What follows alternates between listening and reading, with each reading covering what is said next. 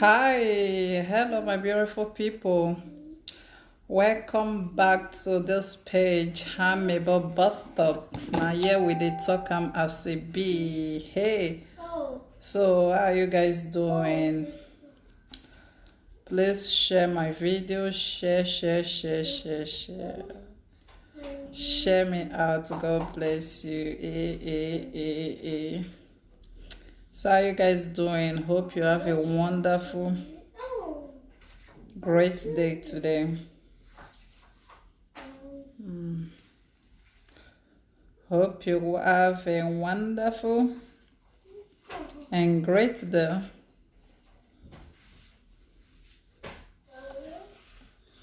Hi, hello, my beautiful. Okay. Before I proceed, my people, make a show. Mommy, I should eat the share. Go and sit down. Carry your phone. Yeah, it's okay. Carry your phone. Okay.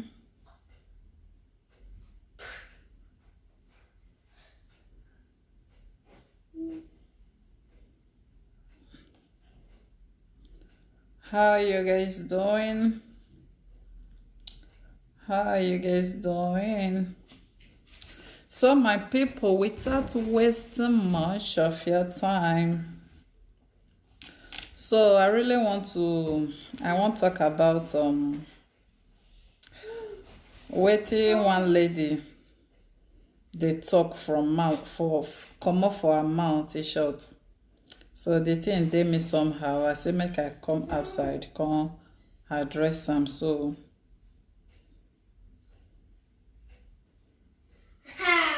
wait, which music I wan play? Na ma play some more music to stay.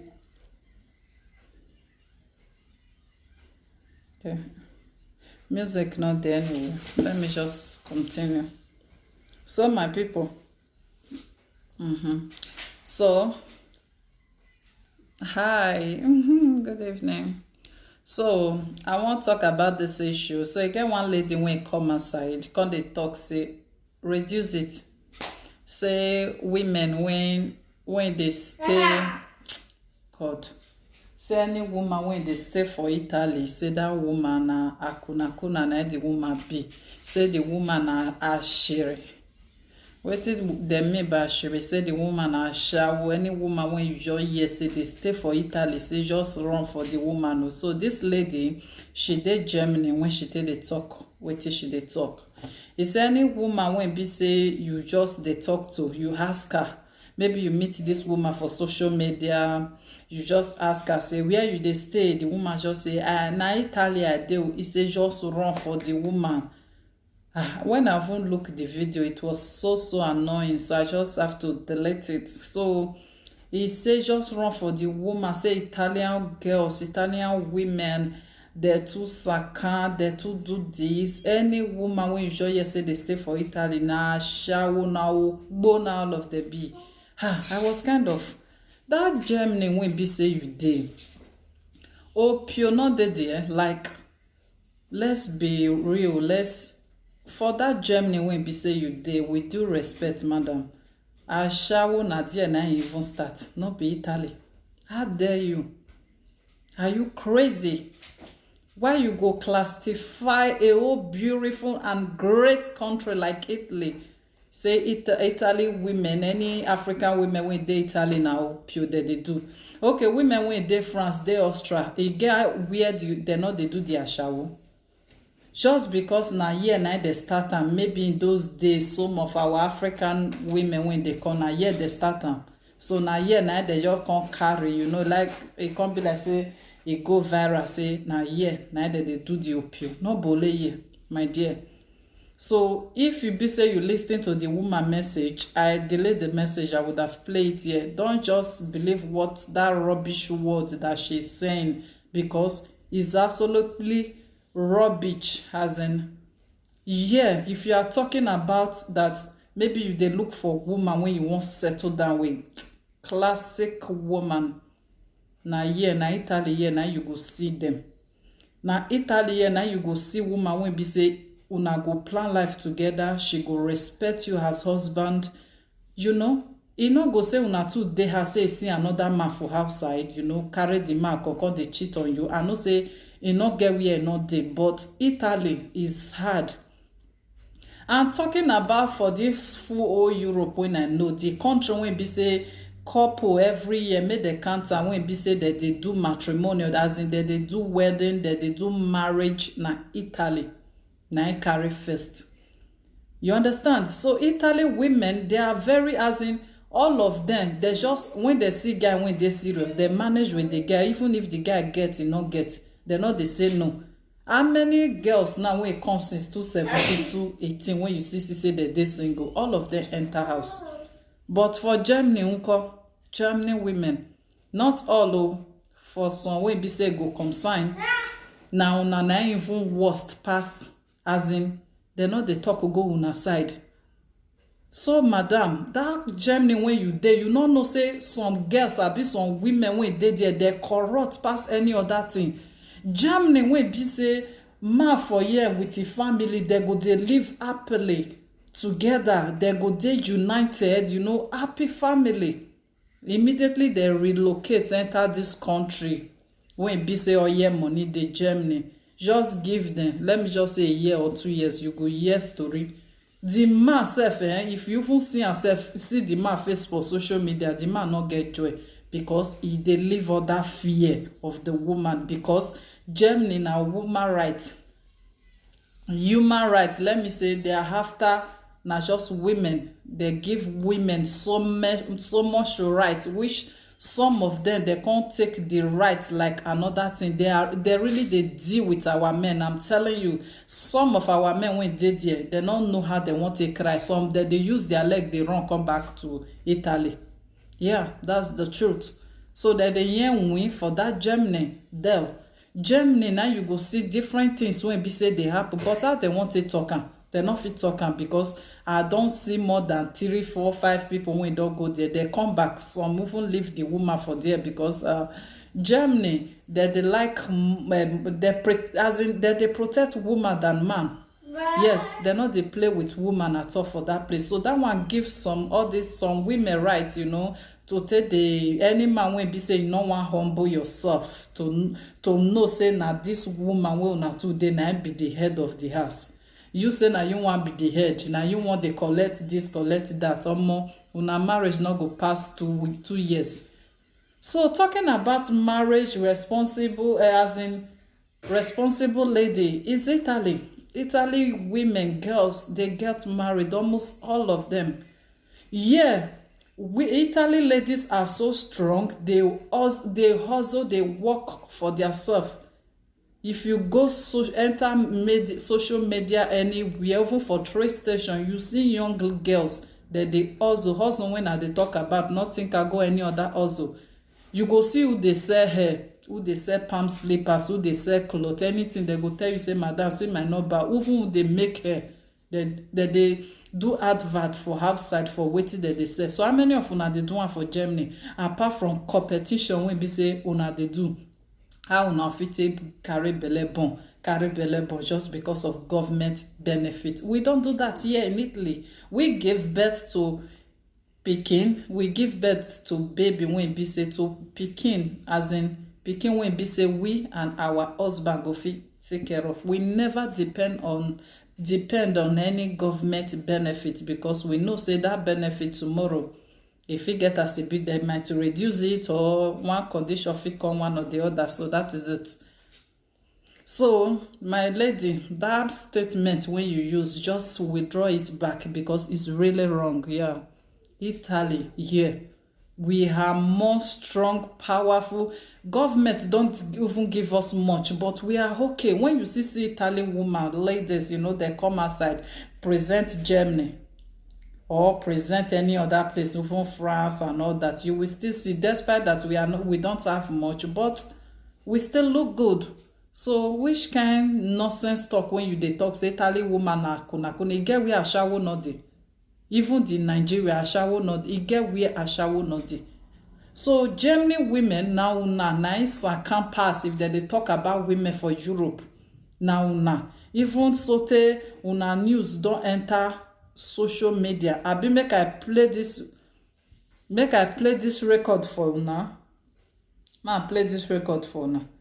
Make una hear wetin Germany women, some of them dey do. This one no be dey say. Wetin una dey use una fellow African person, Nigeria person here dey see for Germany, all in the name of money, because money na wetin be say you come meet for this world, and na this world na you go still live and go. Why e just be say most of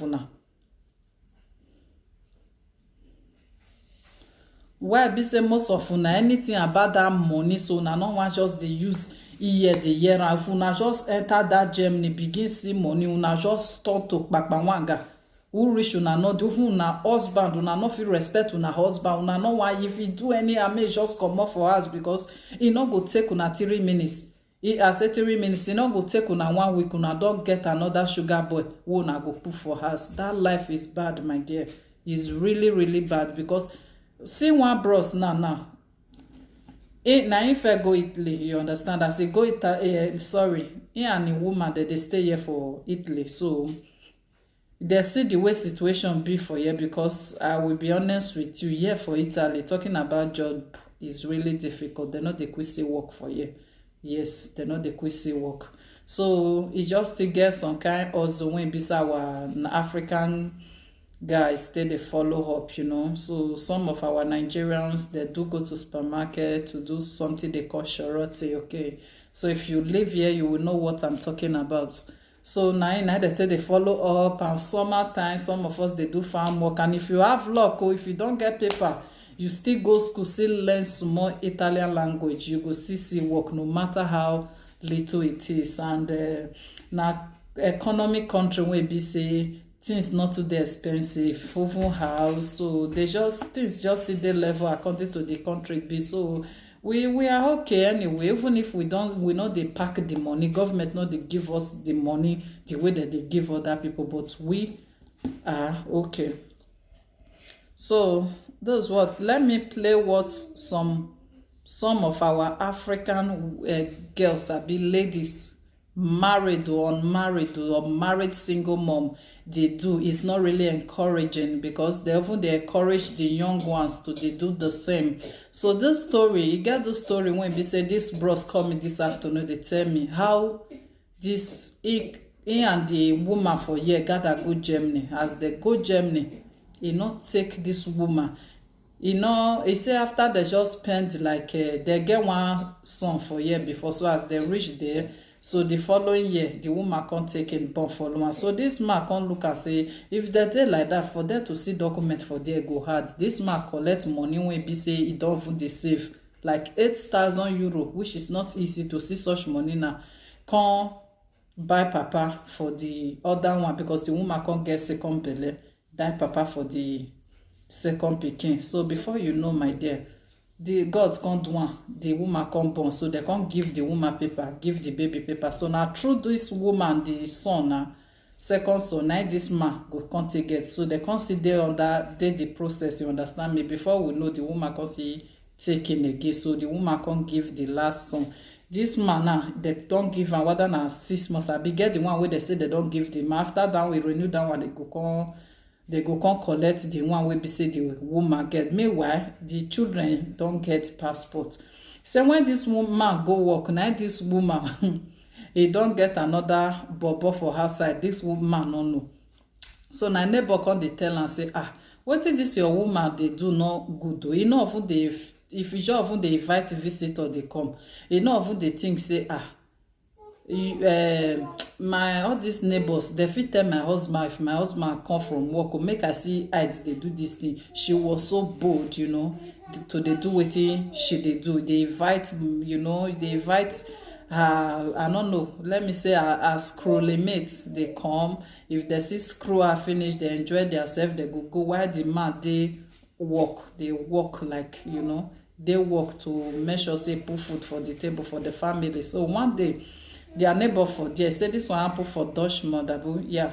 So one day one of their neighbor come tell this man say see wetin dey happen, or wetin your woman dey do is as in is uncomfort, is not good.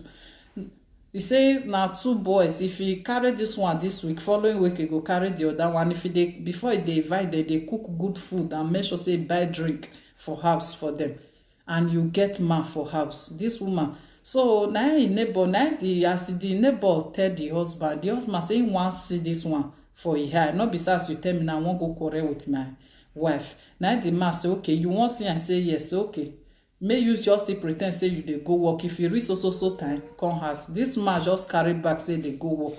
As he reach that time, he really turn back dey come house. Behold, my people, na so he take cash.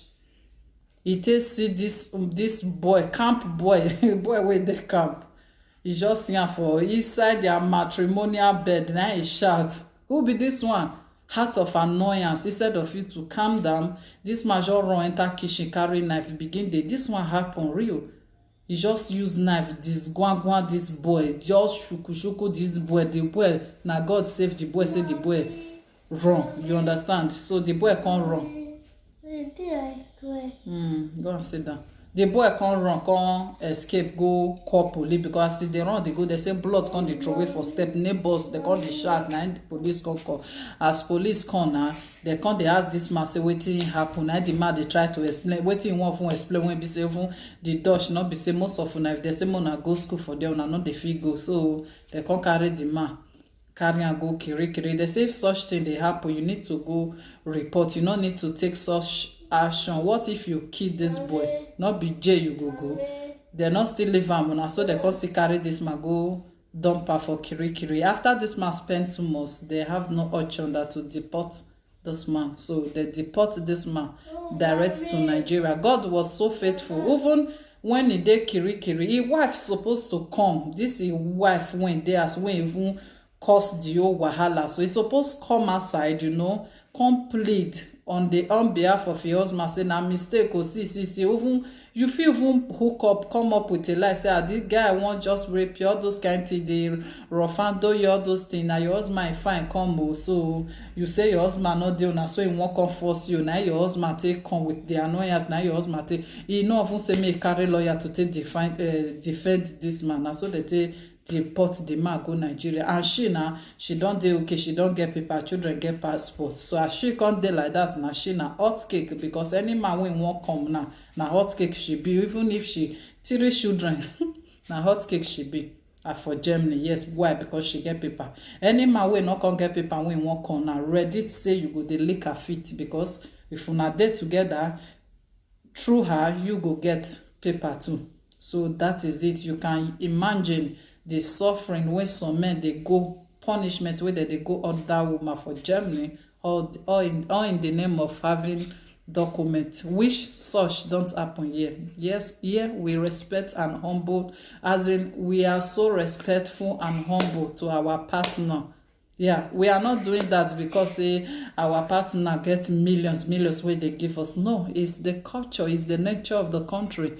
You will be the woman, so if you no humble your partner, you can't run go. Nobody go mind you. Not get any association we want to say, can't they stay here first? You not there, you are on your own.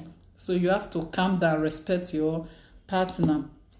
So make us see play this voice, may you not listen. Okay.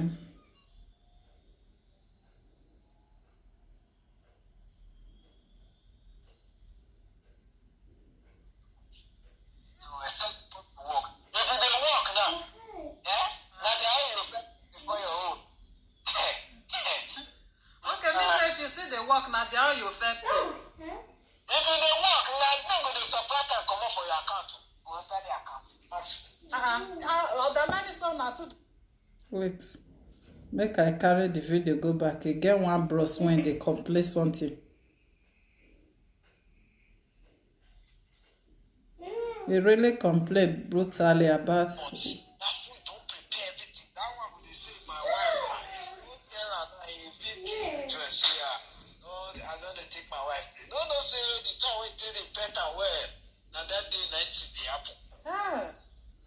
You know, that's not the woman, because the woman that they support.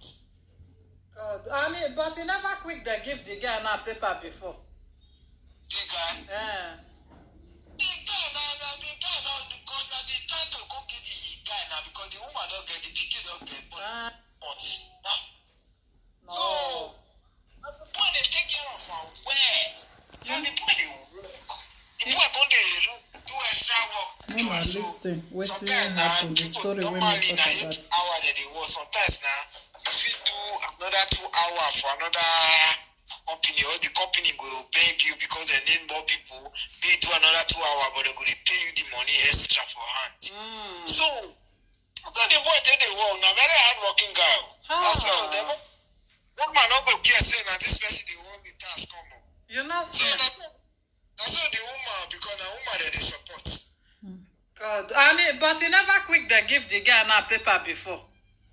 The guy? Yeah. The guy now, because now they try to go get the guy now because the woman don't get, the pikin don't get. But now then I true then not be like now true the children now him supposed to take it. Now 3 children I they give paper. If you first get one, like the one where the fabric corner for Italy. Now the second one where they come born so. The third one where they come born so, which is the second one for years so. He can't get the children other children with the mama document. So if the man can't get that one belay again the boy will come get. Okay. So the woman now want use the thing they do business now. They find way to make that boy go. So if he can't get belay now again any person give a belay again whether or not that boyfriend go give him one person will give her now, he go tell her say you get money. If you don't get money, people dey now wey need document now. To serve for that pikin now, 8,000, 10,000. You see, before now 4,000, no, they don't increase. In a business for them now. Better business. Oh, Salobua. I hear say even some of all these women who they sign for themselves, see they go they screw them for corner. Like the thing you say for them, you don't say now you get chance. If you tell man they go, you say we get one fish, one go. The man go if you read there, go see that kind if you would tell us what pay brand price, they don't agree. Okay, well, some of them for Germany, they're not agree. Once they don't come German finish. If you want pay brand price, they are do. They had if you really check them out, talk truth. You not see rate of. You see, he say women for Germany, if you stay with woman for that Germany, tell the same one go do maybe court marriage, do African marriage. He said they're not agree. Hello. You want me God, baby.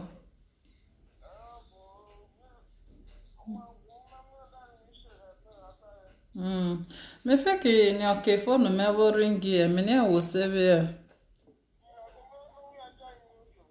Ya do.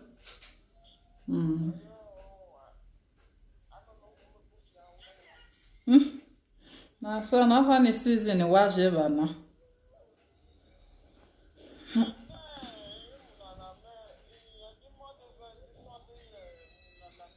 Okay.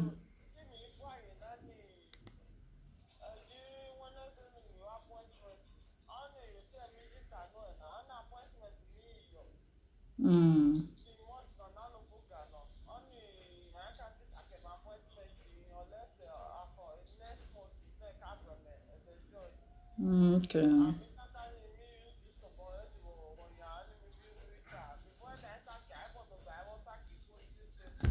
I definitely working it.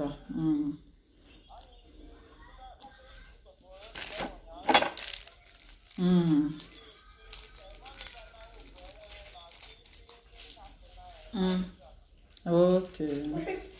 I another problem. Though. Me fake we video yourself. Maybe me dey true. Me can say we. Though. I'll call you back. So now him you waiting the bros. You waiting the bros talk. He say if you want pay their bride price for Germany, say they no dey gree. Rate of man, never even consider. They get, but I don't say one fuck my brother. you not see him. I don't say one fuck my brother.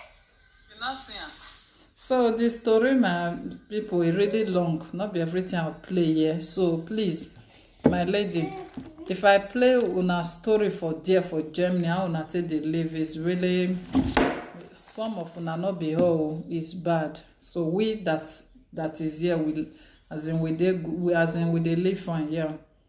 So no problem, that should be all for now. Please leave your comments on the comment section below. God bless you, much love.